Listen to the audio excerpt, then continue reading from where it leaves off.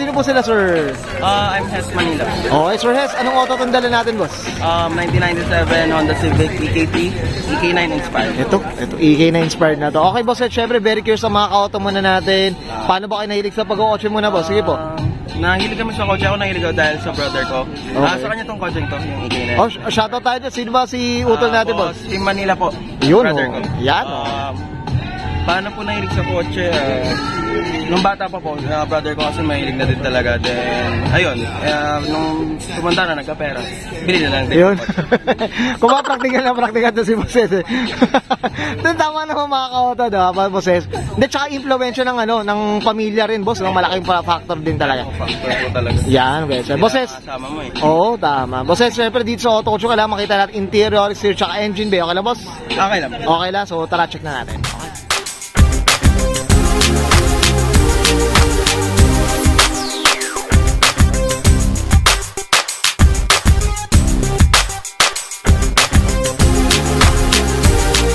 Okay, usapang interior tayo, bosses. Anong meron dito, boss? Sige po. Interior, ito, ano nga ba to?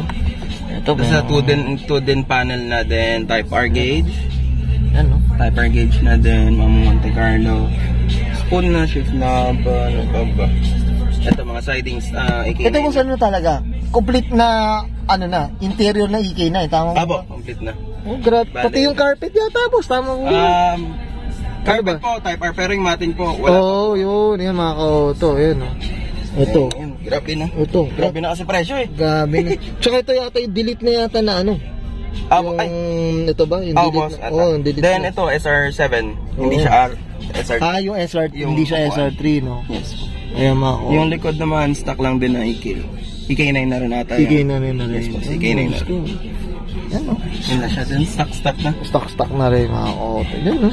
Ito, boss, alam ko magkano presyohan na nito mga gauge na to, ganito. Gauge niyan, boss, mga 45 to 50. Grabe, no? Dati naka S2K kami na gauge. Okay. Hindi kasi nagpa-function ng maayos. So, nag-Type R na na. Tsaka mas maganda tugma siya, boss. Boss, nagpe-period eh. Medyo mas maganda lang din talaga. Stock na lang tayo, wala tayong 40,000, boss. Diba, mga ka-auto? Diyos ko. Okay, bosses, okay na tayo sa interior. Check naman natin yung labas. So, tara, check natin. Okay, usapang exterior tayo, bosses. Anong meron dito, boss? Sige po. Dito naman sa exterior is Type R headlight. Stock lang din na bumper din. Stock chin. So, Red H emblem. Ito, boss, yung headlight. Ito yung parang madilim na no? Boss, parang gray siya yun. Gray yan, mga ka-auto eh. Diyos ko. Ito, boss, usapang kulay. Napaka-pula na ito, boss. Anong kwento pala na ito, boss? Sige, boss, dati itong dilaw din. Okay. 4 years to binuong halos. Then, di nagamit ng 2 years kaya hindi rin na Ngayon lang siya napatina. Kumbaga, pero pinturado na siya noong time na yun. Tapos 2020. Grabe. Ngayon lang nalabas. Ngayon lang lumabas ulit. Diyos ko, talagang garage. Ito yung total garage ko na. Ayun, mga ka-auto. Sige, boss. Pinsa ba tayo, boss? Ito, boss.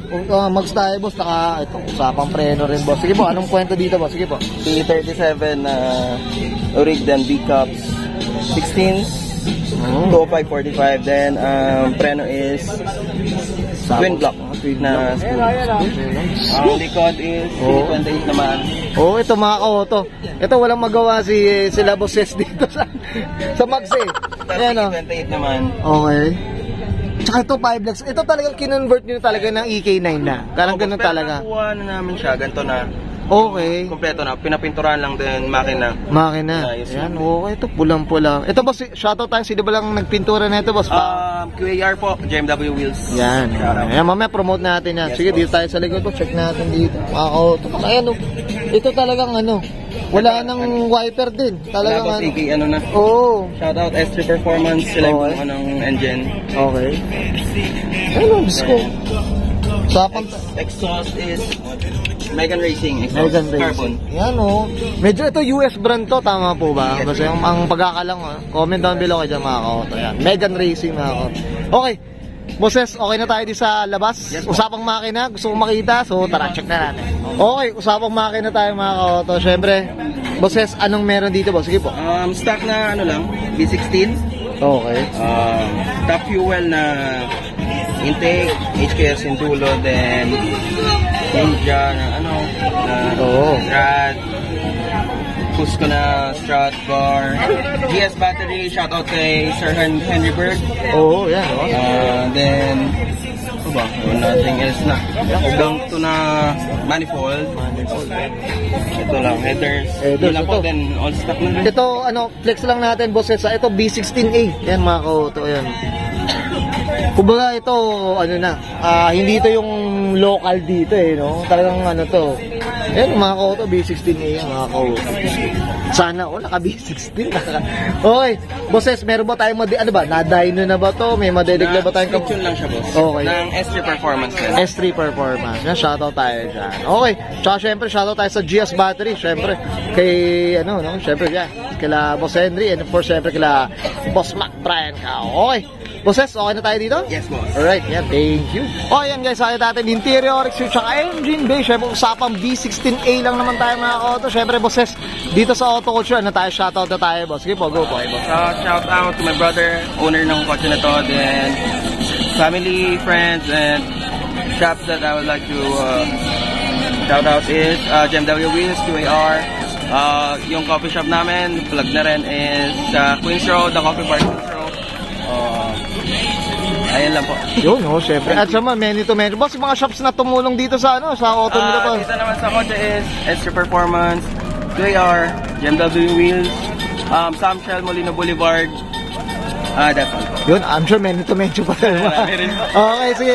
Bosses, okay na po? Okay na po. Okay, so guys, subscribe ka na. Answer yes, Manila para sa lang 1997 Honda Civic EK3. Usapang EK9 inspired mga kauto. This is Auto Culture.